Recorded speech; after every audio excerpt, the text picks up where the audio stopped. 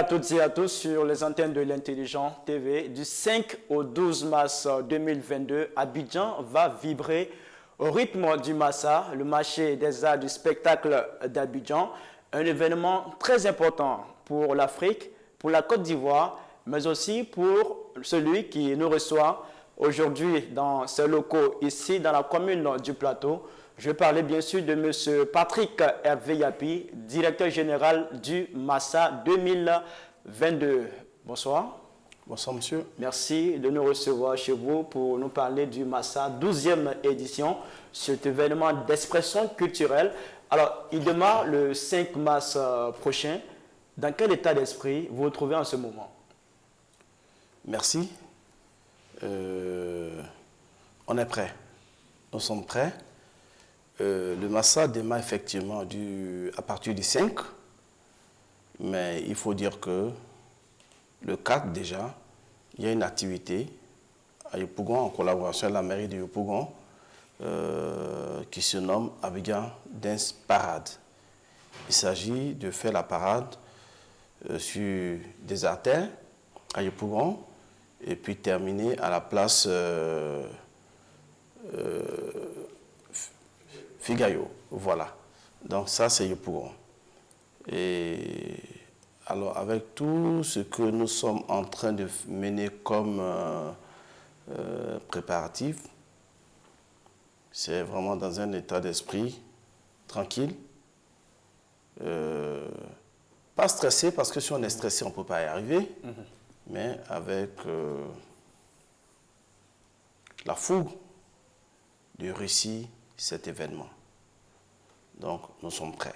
Alors, vous avez parlé des préparatifs. Vous êtes à quel niveau? Tout est fin prêt. Le Massa se passe sur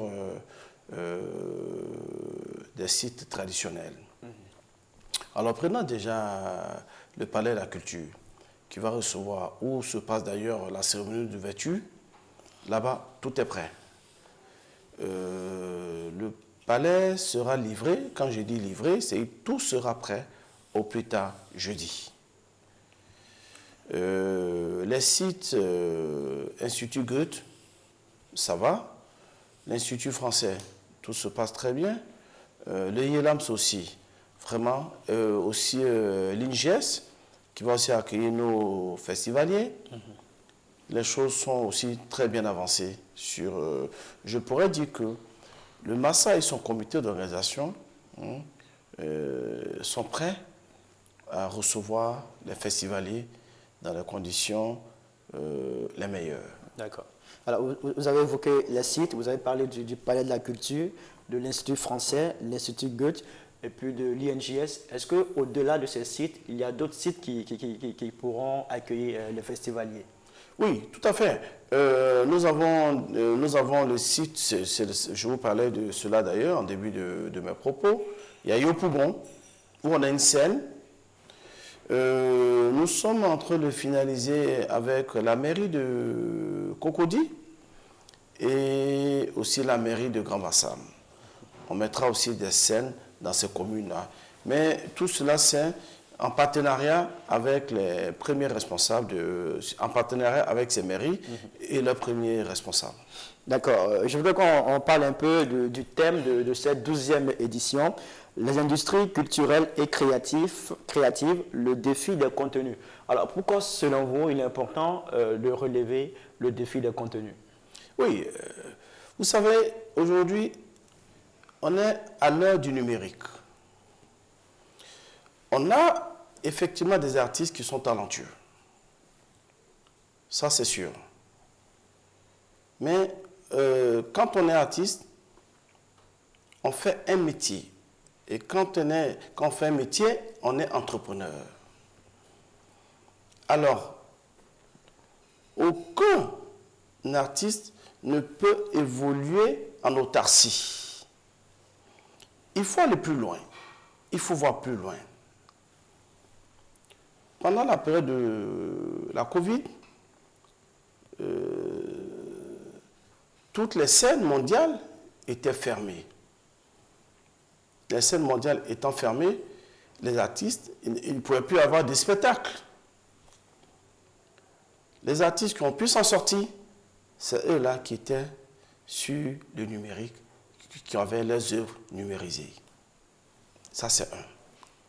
Deuxième chose, il faut passer aussi, justement en venant au défi des contenus, il faut passer à la formation de nos artistes. C'est très important. Il y a un problème à ce niveau? Il y a un gros souci à ce niveau. Ça fait partie des mots que nous avons détectés quand nous avons pris nos fonctions ici. Juste une précision, quand vous parlez de formation, c'est dans le domaine artistique ou... Absolument. D'accord. Dans le domaine artistique. Là, on parle des artistes, dans le domaine artistique. Vous savez, le Massa gère 9 disciplines. Donc, il faut former chaque artiste dans sa discipline. Danse, slam, conte, théâtre, cycle art, marionnette et tout ça, il faut les former pour que non seulement ils aient les rudiments nécessaires, oui, pour être compétitifs sur les marchés internationaux. Et à partir de cet instant, nous allons procéder à la numérisation de leurs œuvres pour que ce soit des œuvres pérennes qui leur permettent vraiment de mieux vivre de leur créativité. Est-ce qu'ils expriment le besoin vraiment de se former? Quand vous parlez de formation, est-ce qu'ils sont réceptifs? Ah oui, bien entendu. Je veux dire que nous avons reçu les présidents des fêtiers ici et puis leur expliquer le bien fondé de se faire former. Première chose, et le bien fondé pour eux de passer par le Massa, qui est la plus grosse vitrine culturelle pour la valorisation de leurs œuvres. Voilà. Donc, ils sont d'accord. J'imagine que vous avez fait un diagnostic pour voir un peu pourquoi ces artistes manquent de formation. Vous avez trouvé quoi comme résultat? C'est la communication. Ils sont pas informés. Ils ne savent pas qu'il y a une formation qu'il faut avoir. Donc, par la communication, nous avons touché ces cibles-là qui aujourd'hui, eux-mêmes, expriment le besoin d'être formés. Voilà. Vous savez, aujourd'hui, on est à l'heure de l'industrie des arts. Quand on n'est pas formé, franchement, on ne peut pas développer son œuvre. C'est ça. Or, c'est des œuvres de l'esprit. Il faut arriver à les pérenniser. Cela passe par la formation avec les rudiments. Voilà. Donc, pour dire que c'est très important pour la formation, c'est très important pour les artistes. Ils doivent s'y mettre. Ouais. Alors, il y aura plus de 70 artistes et groupes artistiques à ce Massa. Peut-on avoir des noms? Oui. On a nos groupes locaux. Je vous prends par exemple l'orchestre parce que nous faisons surtout la promotion des artistes locaux. C'est très important. Hein? On a l'orchestre Atier, GTO. GTO. On a aussi la dame de la région de Massy, d'accord, hein? Et sur le plan des théâtres, on a Malanamo. Il y a pas mal d'artistes. Voilà. Il y a pas mal d'artistes parce que, je veux dire, aujourd'hui, la vision du gouvernement, la vision du président de la République, c'est d'aider ces artistes-là, hein, c'est de les aider de les valoriser, surtout, de les valoriser. La mission première du Massa, c'est d'accompagner les artistes, hein, à leur épanouissement, à leur valorisation. Accompagnement, comment? Ben oui. C'est financier ou bien c'est juste créer ce cadre comme le Massa pour leur permettre de s'exprimer? Ah ben oui, mais c'est ce cadre qui est plus bénéfique pour eux. Vous savez, le Massa en lui-même d'abord c'est un marché.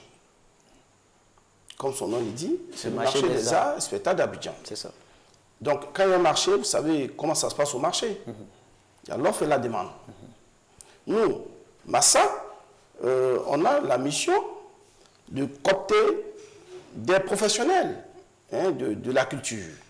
Pour qu'en face, on leur présente nos artistes. Donc, c'est une opportunité extraordinaire hein, de passer devant ces acheteurs-là et pour avoir une visibilité de sa carrière. Donc, c'est plus que de l'argent.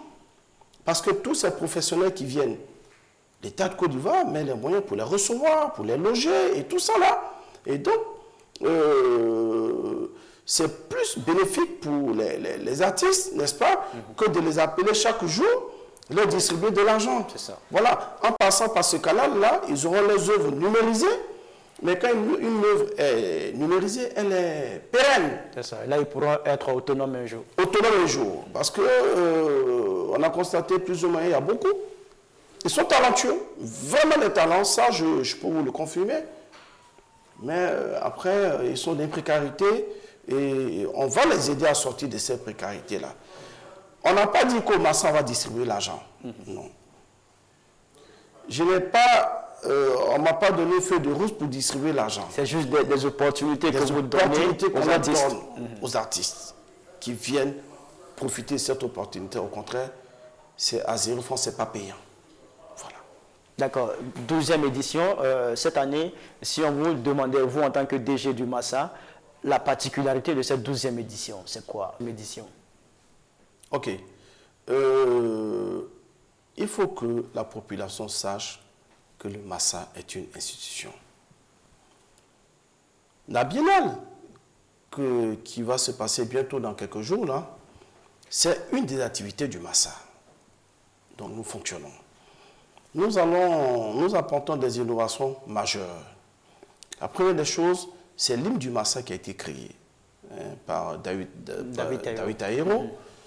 Justement, pourquoi David Taïro? Pourquoi le c'est un choix anodin. C'est simple. Voilà, je veux dire, il n'y a pas eu, parce qu'on a estimé qu'il il fait de bons arrangements. Et nous, on lui a confié le travail, il a sorti, ça nous a plu, bon, on a validé. D'accord. Ensuite, il y a une mascotte Massa qui nous suit un peu partout, que vous voyez sur nos pancartes partout, dans toutes nos activités. Cette mascotte est la représentation vraiment de nos cultures. Et cette mascotte est appelée le tam-tam. Partout, en termes de culture, partout, dans nos villages, dans les villes, tout ça là, le tam-tam fait partie des instruments de musique. Alors, ce tam-tam-là, c'est une création d'un professeur de l'INSA. Est-ce que ça a été facile pour vous de l'avoir comme mascotte? Oui, ça s'est bien passé. Nous avons travaillé avec nos équipes techniques ici et ça s'est bien passé. D'accord. Voilà. Alors, autre chose, autre innovation. Et le Massa ira davantage vers la population. À un moment donné, le Massa était un peu méconnu de la population et je dirais aussi que cette même population prenait du recul parce qu'il y avait un déficit de communication. Comment partir vers la population? C'est en partenariat avec les directions régionales de la culture dans toutes les grandes régions. Hein. Eux, ils sont nos points focaux et ils vont procéder à détecter des talents et nous, on partira vers eux, n'est-ce pas, pour des séances de formation et comment les coopter pour les mettre en exergue. Donc, on fera cette tournée-là. Quatrième chose, et je le redis, la répétition n'est pas Elle est pédagogique. On va faire des formations. On insiste, c'est très important. Autre innovation, il y aura des rencontres B2B. Nous faisons venir les professionnels pour donner l'opportunité aux artistes de rencontrer chaque professionnel dans sa discipline, dans la discipline dans laquelle cet artiste évolue. Discuter avec ce professionnel et se vendre, d'où le marché. Il y aura aussi des rencontres professionnelles. Donc, pour vous dire que il n'y a pas que le côté festif. Le côté festif, ça, c'est OK. C'est pour agrémenter effectivement la biennale sur 7 jours. Mais il est très important d'organiser ces rencontres-là, de sorte que nos artistes puissent trouver l'opportunité de s'exporter. Le Massa, c'est vrai, c'est pas que les artistes locaux. Puisque, avant la Biennale, N-1, nous lançons un appel à candidature. Et vous l'avez bien relevé, c'est lors de la sélection qu'on a pu sélectionner les 78 groupes, plus les 20 groupes de choses de street art. Donc ça fait 98 groupes. Donc pour vous dire que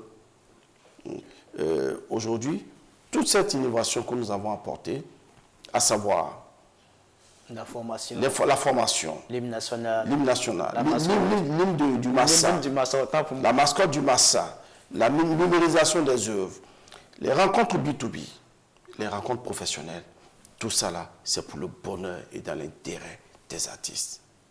Voilà. Alors, parlant de l'hymne du Massa, c'est quoi son utilité? Quelle est son importance? On a constaté que le Massa n'avait pas de générique. Il n'y avait pas quelque chose qui annonçait le Massa. À partir de maintenant, il y a quelque chose qui annonce. Quand on écoute, on sait que c'est le Massa. Et nous sommes c'est en train de passer sur les chaînes, les radios reprennent cela et tout.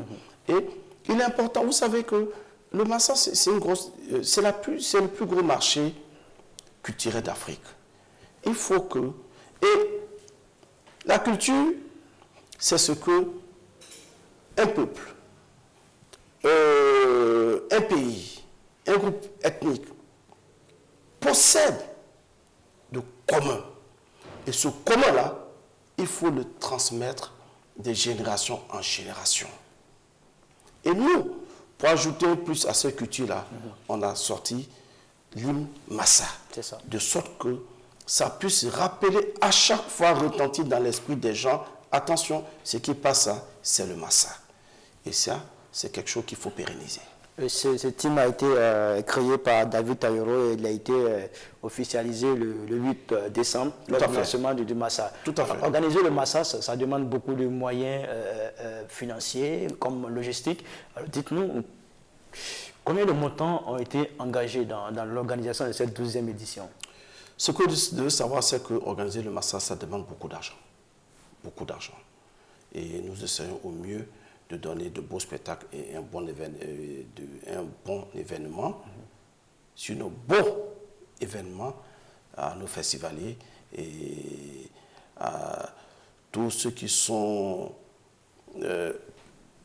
aiment la culture, tous ceux qui aiment le spectacle. Sinon, effectivement, ça nécessite assez de moyens pour organiser ces spectacles. Il y a eu combien qui a été injecté comme montant? Le Massa, ça demande assez d'argent pour organiser le Massa. Combien de millions? Non, je vous dis qu'on engage de l'argent pour organiser cet événement. Comment vous faites pour réunir tous ces moyens-là? Est-ce que vous êtes financier ou comment vous procédez? Alors, le Massa a un conseil d'administration. D'accord? Il y a 3 administrateurs du Massa. Il y a l'État de Côte d'Ivoire, les districts d'Abidjan et l'Organisation internationale de la francophonie, l'OIF.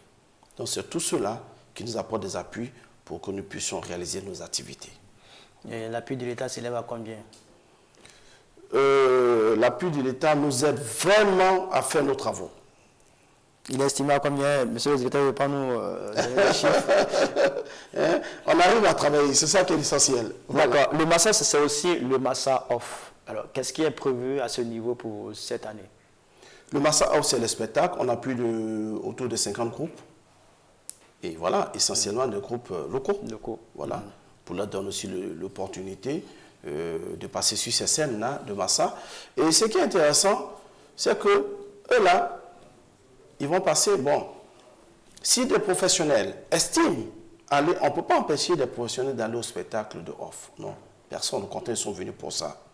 C'est aussi des opportunités qu'on leur donne. Cependant, ce que je souhaite et ce que je demanderai aux artistes, il faut que pour la biennale prochaine, en 2024, il faut qu'ils candidatent pour qu'ils soient sélectionnés. En ce moment-là, parce que c'est un comité international artistique qui vient sélectionner les CAI. Voilà. Donc, À partir du moment où on est sélectionné, on a déjà au moins 50% hein, de s'exporter. Mais il ne faudrait pas qu'ils attendent, qu'ils ne candidatent pas. Il y a beaucoup de nos confrères qui candidatent et après qu'on intervienne pour passer au Massa. Ce n'est pas comme ça. Il y a des règles qui sont établies, à mon avis, qu'il faut respecter. Voilà. Alors, monsieur le directeur général, nous sommes à la 12e édition. 11 éditions se sont déjà écoulées. Si vous devez faire un bilan du Massa, ça serait quoi? Vous savez, le Massa a toujours un impact économique sur le pays, c'est sûr. Il y a des artistes qui sont déjà passés par le Massa. On peut citer le talentueux. Mais oui, d'ailleurs, c'est lui que nous avions coopté pour le lancement, qui ont trouvé les Dobé Niaoré et tout ça, qui sont passés par le Massa. Le bilan du Massa, c'est un bilan culturel. Le bilan du Massa, c'est un bilan culturel. Un. Et puis aussi, il y a aussi un bilan financier. C'est-à-dire, lors de la biennale, quel est l'impact financier sur l'État de Côte d'Ivoire, sur la population? Donc, pour vous dire que, sincèrement, le bilan du Massa est positif parce que nous avons eu, il y a plein d'artistes sous-régionaux qui sont passés par le Massa. Nous, le bilan qu'on a fait, c'est le bilan culturel. Alors, le Massa, comme je l'ai dit, c'est du 5 au 12 mars. Nous sommes pratiquement à la fin de cette émission, monsieur le directeur général. J'imagine, en tant que premier responsable du Massa, vous avez un appel à lancer à l'endroit des populations. Merci. Le Massa, je vais rappeler en même temps que vous, c'est du 5 au 12 mars à Abidjan. La cérémonie officielle aura lieu le 5 mars au Palais de la Culture de Treichville. Tout le monde y est invité. C'est gratuit. C'est gratuit. Tout le monde y est invité. Mais, comme je l'ai dit, pour nous mener sécurité, il faut que ça soit dans la discipline. Tout le monde est invité. Jeunes, adultes, femmes, hommes, enfants, tout ce que vous voulez, tout le monde est invité. Je lance un appel à toute la population ivoirienne, à la population internationale, de participer à ce plus grand rendez-vous culturel qui va se passer ici à Abidjan du 5 au 12 mars. Je lance aussi un appel à nos autorités gouvernementales. Le Massa, c'est la grosse vitrine culturelle. Il faut que les autorités fassent l'effort d'être présentes déjà à la semaine d'ouverture et puis pourquoi pas à tous les panels. D'accord? Aussi, cela donnera aussi le cachet institutionnel du Massa. Parce que le Massa, c'est l'affaire de tous, c'est l'affaire de la Côte d'Ivoire. Tout le monde est invité et tout est fin prêt pour vous faire passer de bons moments et avoir de beaux spectacles. Merci beaucoup, monsieur le directeur général du Massa, monsieur Hervé Patrick Yapi. Merci de nous avoir accueillis dans vos bureaux pour parler de la 12e édition du Massa, le marché des arts du spectacle d'Abidjan, qui va se tenir du 5 au 12 mars 2022 ici à Abidjan. Merci à toutes et à tous d'avoir suivi cette émission, l'invité de l'Intelligent TV. À très bientôt pour un autre numéro. Au revoir.